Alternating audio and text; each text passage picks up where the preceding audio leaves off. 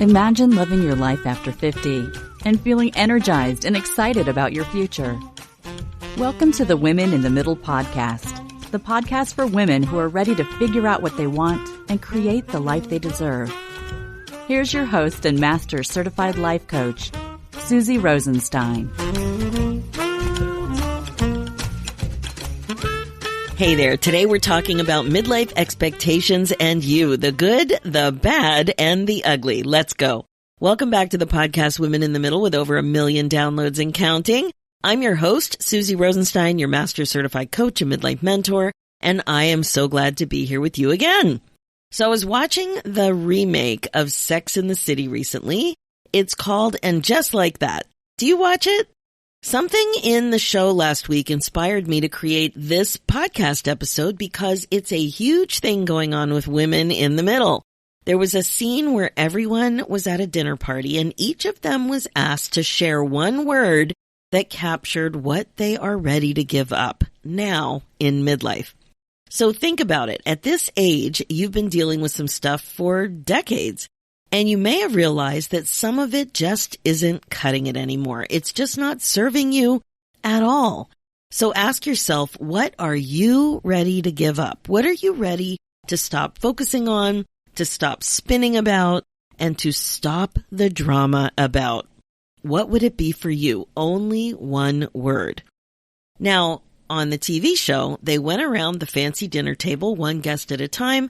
It got serious. You could tell everyone was quite reflective and really connecting with their thoughts.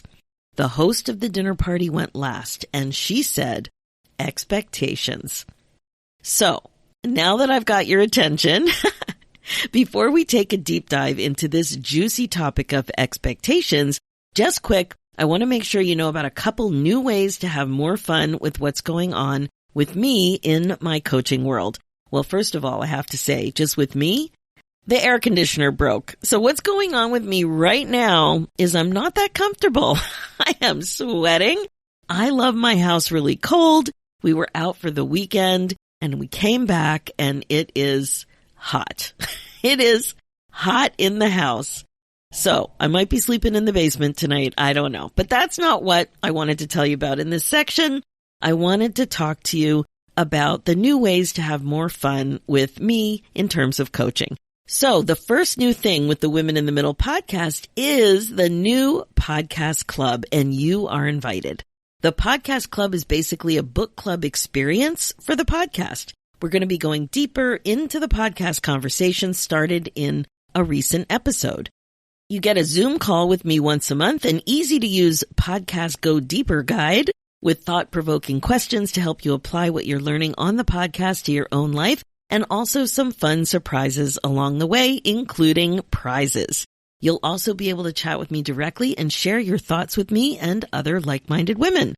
So don't waste another minute. It's shockingly affordable. So check it out and sign up at www.susierosenstein.com and click on the Podcast Club button, or go directly to susierosenstein.com/podcast-club. I can't wait to get this party started. Here's one more new opportunity. It's about helping you get clear, make some amazing plans, and love your life. You have to check out the free Happiness and Success Workshop. Take an easy and amazing first step on your road toward being happier by getting clear about what you want. It's as simple and beautifully complex as that. So if you're wanting clarity about how to create an exciting chapter, more balance in your life, a less chaotic entrepreneurial lifestyle, better relationships, more travel, better self-care, or even more fun as an empty nest mom, this workshop's for you. To create the success and fulfillment you're looking for, you have to also create more happiness. It is all related. So let's get busy. So head over to www.createhappinessnow.com and sign up for the next available date. Okay, now let's dive in. Today's episode is all about midlife expectations and you. Now, expectations are quite interesting. They can mean different things at different times for different people. So let's think about this. We have expectations about people. We have expectations about things. We have expectations about events. we have expectations about ourselves. Right now in midlife, you likely have some expectations about your age, for example, what's likely to happen or not happen now that you're older. I even noticed a slight shift in my thinking when I turned 60. It kind of surprised me, actually, but it's good to know. I noticed that I expected to have more aches and pains and reasons to have body parts checked out with the doctor. Like I said, thoughts are good to know and to be aware of. So, of course, I thought I should look it up and see the actual definition of expectations. Here's what it is. A strong belief that something will happen or be the case in the future. A belief that someone will or should achieve something. And strong hopes or beliefs that something will happen or that you will get something you want. No real surprise, right? Expectations are beliefs about outcomes. They are what you think will happen. They are what you want to happen and not about what really happens. So, as you can see, expectations are strong beliefs. And as you know from being a listener, beliefs are really just a bunch of thoughts. And thoughts create your emotions. So that all begs the question, how do expectations help you or slow you down? Do your expectations serve you? Really think about that. How do expectations help you or do they slow you down? And the final analysis, do your expectations serve you? That's really why I wanted to talk to you about this on the podcast. I believe it's important to become more and more aware of this kind of thing. It's common for midlife women to be attached to expectations. When a belief is strong, it can be hard to shake it up. So think about an area in your life where you have some expectations, maybe about people, maybe about things, maybe about both. So here's some examples. Maybe you have expectations about your husband or partner and what should happen on your birthday. Or maybe you have expectations about the reliability of your car, or the subway or bus schedule, or how your vacation will go, or how your university experience will be, or how your university experience for your kids will be, or what your skin should look like, or how long your dog will be in your family, or how often you're going to exercise, or how much you should weigh, or how you will perform at a recital or a competition, a race or a show, or what you expect of yourself in terms of fitness, sleep, income, relationships, and the like. And so on, and so on, and Scooby-Dooby-Doo. So here's the thing. There can be problems with expectations. Like I said, you can become attached. Expectations can seem like truths, like they're just the way things are, and there's no other possible way to think about them. They can also prevent you from seeing reality, and they can create feelings that aren't helpful for you to get what you want. So let's dig in a little bit more. First, let's talk about expectations with people. It's important to understand when you tie your emotions to how you expect other people to behave. This can be thought of as having an invisible manual for how you want people in your world to behave, so you can feel better. That's how it works. So it's super common to have thoughts like these. Think about your mom or maybe your mother-in-law. For sure, you have some ideas about what you think she should be doing. Same with your husband or partner. Lots of thoughts. Notice you probably figured out somewhere along the line in the last few decades that you can't control other people's behavior. As much and as nice as that would be sometimes, you just can't. I think you know that. But you can really see that when you think you'll feel better when somebody behaves the way you want them to, that's where you could be making things harder for yourself, right? You can't control their behavior, but if they don't do what you think they should do, you'll likely feel some negative emotion like disappointed or something. So here's a little bit more about that. You can tell if you notice your thinking that you'll feel happy or loved or respected, for example, when whoever it is does what you want. It's like you're giving your power away because you believe that you can only feel better when someone does something that you have no control over. It really doesn't make sense, but it's so common to think this way. So remember, since your thoughts create your feelings, you can create more positive emotion than you may be aware of You can feel better on your own, but it sure doesn't feel this way. An example of this might be something like this type of thing. If my friend would just text me back immediately, I would feel respected. If my husband would just empty the dishwasher without being asked, I would feel calm. If my mom would call me on my birthday, I would feel loved. You see what I mean? So it's if this person would do what I think they should do, I will feel some positive emotion. I'll feel better. Now, what do you think? Can you relate to any of this? Who do you have expectations like this for? You can also check out episode 12 way back in the Women in the Middle podcast about how expectations of others are making you suffer. That's what it's called. And there's more information there about this specific type of expectation. There are tons of examples in that episode. The bottom line is that it's important to remember that when you expect someone else to do something so you'll feel better, you're not doing what you can to feel better yourself. That's what giving your power away means in this context. Okay, now let's talk about having expectations with things. These kinds of expectations can also be problematic. Here's what I mean. When you have beliefs and expectations about how something should be, it could shift your focus away from being in the present moment and ultimately being happy and appreciating where you are now. Like, let's say you went to a local park for a walk on the most beautiful day. You noticed that you were comparing the park to your favorite park from your childhood. You had really hoped that this new park would be like that familiar park. You had expectations. They distracted you and shifted your focus from where you were not. You were totally not in the present moment. Another example is a vacation. Now, this example was loud and clear when I went on that amazing whale watching extravaganza in Baja in February 2023. Now, I'd been on this trip 30 years before, and that experience that I had back then was unbelievable. It was an up-close and personal gray whale encounter that was so intense emotionally that I just burst into tears and never forgot it. Like, I was on this little boat, I was leaning over, and there was a whale looking at me like 12 or 18 inches from my head. We were eye to eye, and the whale blinked and I lost my mind. Okay, now I knew I wasn't going on this trip again, right? That was 30 years ago. It was the same company, it was a similar location, but it wasn't the same experience, even though it was similar. Now, it didn't guarantee at all that the experience would repeat itself the way it happened in 92. Interestingly, there was one other couple on the trip who had also done it before.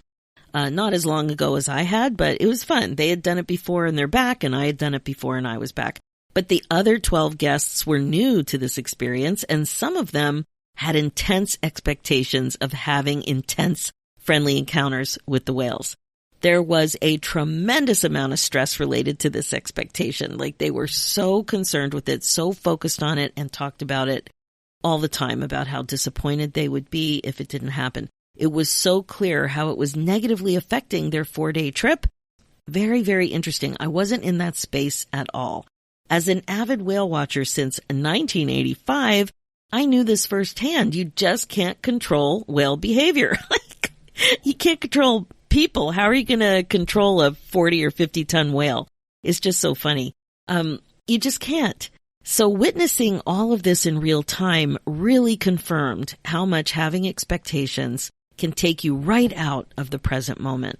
Think about a time that this happened with you. I'm sure it won't be that hard to come up with a time or situation where it was difficult or impossible to stay present because of the expectations that you were focusing on.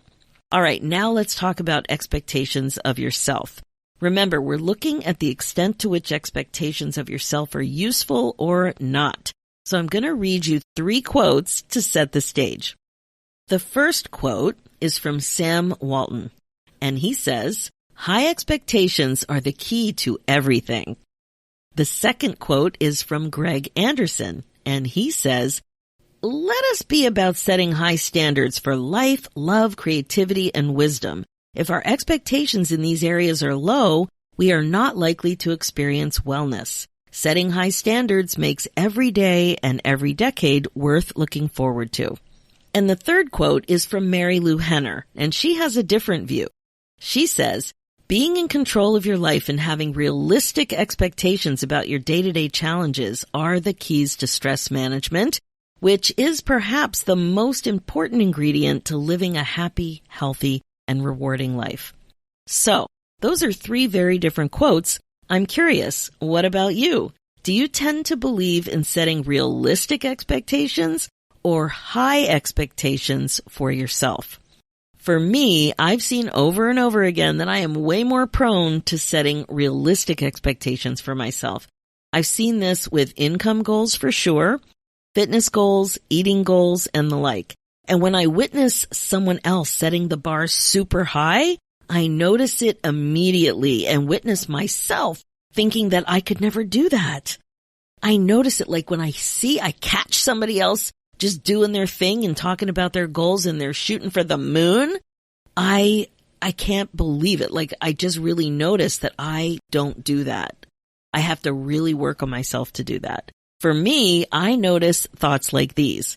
I don't want to be disappointed. Ooh, it would be embarrassing if I couldn't make it happen. Or I will look stupid if I fail. Something like that. That's the theme. So what we are typically worried about is the gap between high expectations and realistic expectations. So for sure, there's a benefit in getting better at managing your emotions, like disappointment. But what about the benefits of getting better at belief in what's possible? What happens for you when you set high expectations? Do you spend enough time thinking about what can really happen? What you can really create? Even if you don't get there, what about the positive stuff that happens for you just by that mindset alone? When you allow yourself to go there in your mind, to practice thinking thoughts that help you imagine the outcome you dare to dream and feel those feelings. Those feelings are the ones that you create from those thoughts, and that is all part of the process, and this process counts. Those are the types of feelings that you need to go after the goal. Most of your actual experience is in this phase, the process phase, moving toward the goal rather than achieving the goal. So let's review. These three high-level types of expectations are something to become more aware of.